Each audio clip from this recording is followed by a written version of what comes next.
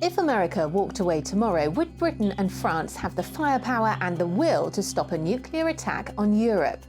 The global security challenges are too great for any of us to face on our own. But what if we don't have a choice? With American politics in turmoil and trust in Washington wavering, it has Europe thinking, can Europe go it alone in nuclear deterrence? But before we tackle that, let's see who's really got the nuclear firepower. Russia tops the table with over 4,000 warheads. The US isn't far behind, China's racing to catch up, Britain and France together have around 500, on par with India and Pakistan, which may not be global superpowers but still hold serious nuclear clout. But nuclear power isn't just about numbers, it's also about delivery and whether you can strike back.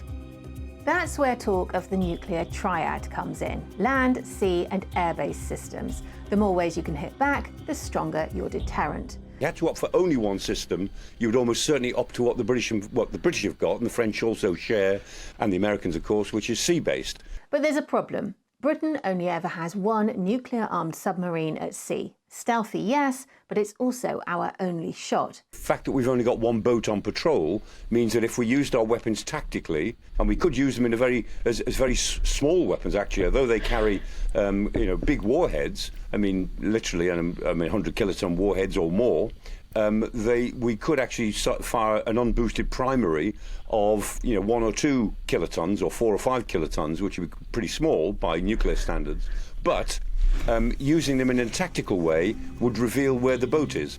France brings more flexibility. As well as nuclear-armed submarines like the UK, it has a second nuclear strike option via air-launched cruise missiles deployed on Rafale fighter jets. So together, could they offer a credible European deterrent if the US steps away?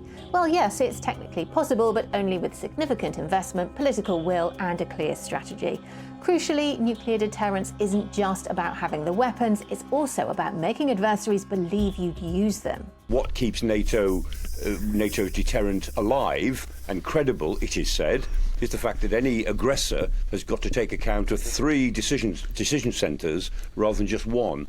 So even if the United States were not involved, I mean, that's a big if, of course, these days, but if they were not involved, and it's always been assumed they would be, there is still what would London and Paris do?